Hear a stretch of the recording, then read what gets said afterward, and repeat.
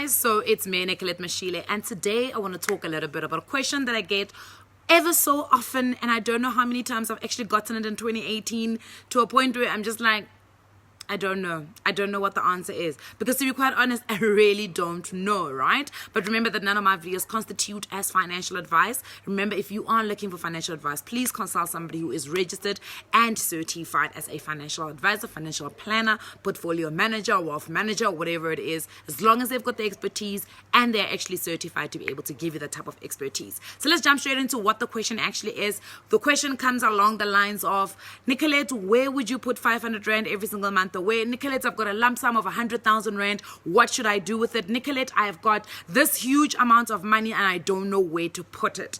Well, the short answer is I also do not know. And let me tell you why I do not know. I do not know because I do not know you, right? If that kind of makes sense, I hope that is really making sense. So please do not think I am snacks if I don't respond to your messages or I don't respond to your inboxes where you're asking me about having a lump sum and asking me to make suggestions. And there's two main reasons as to why I cannot answer that question. Number one, I am not a portfolio manager. I am not an investment banker. I am not an investment manager. I am not a wealth manager. I'm not a financial advisor. I am not a financial planner. So therefore, I am not legally allowed to tell you what to do with your money. Let me tell you what the reason is why somebody who isn't certified and registered with the FSCA cannot tell you what to do with your money. It is a simple reason that if anything is to happen with your money, it means that I will be liable for it because I would be the one who has gone and told you to go and put your money in a certain place. And that is legally wrong in this country. You're not allowed to tell people what to do with their money. You're not even allowed to give advice, because if you tell people what to do with their money and they do it, tomorrow they can come back and say, but Nicolette said we must put our money here. What now? So I'm not allowed to tell you what to do with your money. I can share my own personal experiences and I can tell you what I am currently doing with my money, but I cannot tell you and I cannot give you advice as to what to do with your money. You've got to come to a realization that you need to be able to do that. Now, secondly, even the people that are certified are not allowed to just unsolicitedly tell you what to do with your money unless they have done what we call a financial assessment, a risk assessment, and they've done a needs analysis. So again, even you cannot bump into a financial advisor on the streets or on Twitter or on Facebook and say to them, I've got 500 Rand, where must I put it every single month? They are not allowed to do that because there needs to be a copy of an advisory note, advisory assessment, advisory report where they've sat down with you, they've done a risk assessment, they've done a needs assessment, and they've done all that, right? Now, the second reason why I cannot tell you, again, I've already told you, is because I do not have that expertise, right? It's the same thing as when you are looking for a boyfriend. I, without knowing you from a bar of soap, cannot tell you what type of guy you should date, right? If you say to me, I want to get married, and I say to you, yeah, go and date a Tonga guy because Tonga guys love to get married, it would be incorrect because I would need to know what type of a person you are, what do you like, what are you hoping for, and all that. That is basically doing another needs analysis. But because I'm here, I'm going to tell you some of the things that I am doing with my money, where I am putting away my money. One of the questions I asked this year is, how much money has actually gone through your bank account? Let's ask that question again. In 2018, how much money has actually gone through your bank account? The second part of the question, how much of that money have you actually kept? And when I say kept, I mean whether you have saved it, whether you've put it in investments, whether you've bought assets that are going to generate some sort of profit for you, or whether you've paid off some debt, because I believe that paying off debt is really, really, really one of the best investments that you can make. So how much money have you actually kept? Or was your bank account just a pit stop, a drive-through for your money so that other people can come and collect it, right? So let me tell you a little bit of the stuff that I actually do, or where I save and where I invest. So first and foremost, I have my only savings account. I've got one savings account and it's called the Money Maximizer. It is with a bank. It's with one of the banks. It's called a Money Maximizer. I get, I think, So you have to put in a lump sum, and that lump sum qualifies you to actually get the account. And then thereafter, you can put in as much money as you want and you can withdraw it. So it's easily accessible. And I think I get an interest rate of 7 point something % on that. Now, that is my emergency account. So I don't even, because remember, because of inflation, I have to minus inflation. Then I have to minus fees. In actual fact, I'm not getting anything from that account, right? Okay, that's my only savings account. Everything else becomes what I call an investment, right? So I invest a lot in property. I invest in my properties. I've bought property. So that is me really tying up my money, because remember that property is not easy. Property is difficult to sell. Number one, property is difficult to find tenants. I spent, I think, a good 8 months looking for a tenant for one of my apartments. So you need to also understand that property is not easy. But on the on the flip side of the coin, you don't have to buy brick and mortar. There are other ways in which you can invest in property, right? You can buy property shares. You can get into a partnership with somebody. So there's many other ways in which you can actually invest in property. So property is my one thing that I actually really enjoy and I enjoy doing. So I always put away some money every single month so that I can also maintain my houses, but also in making them better, so improving them, right?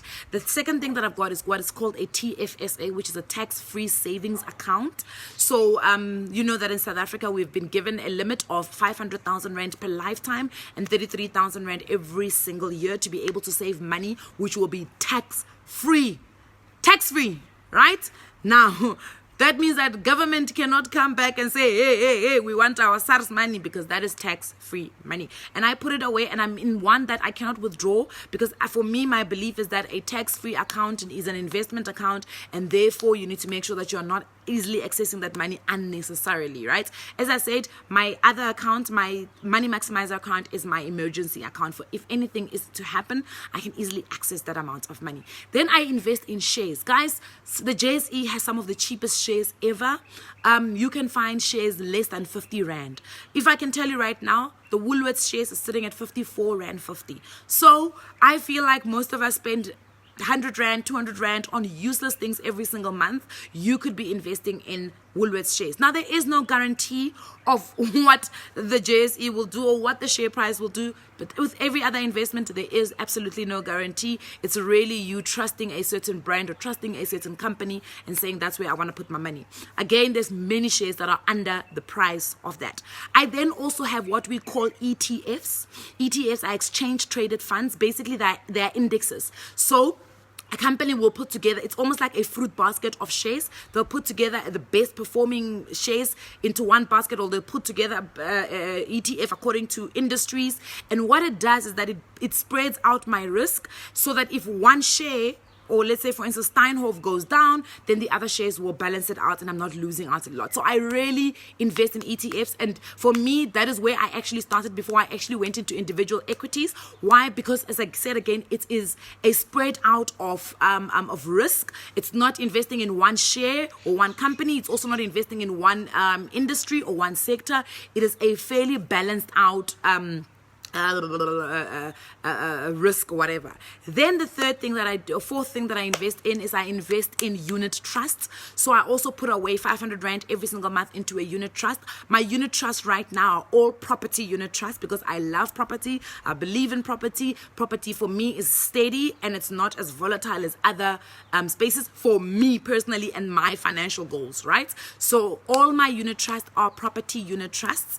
I've invested by myself without a brokerage on Coronation, on Precision, and Ellen Gray, right? So I think the Ellen Gray one is not a property unit trust, but yes, so I've got an Ellen Gray unit trust. Literally simply logged into Ellen Gray, logged into Coronation, and logged into Precision, and I did it all by myself, submitted my documents, and there I was sitting with unit trusts, right? I also have Nelson Mandela capture site coins that I have kept in a safe, so that's also something that I've invested in.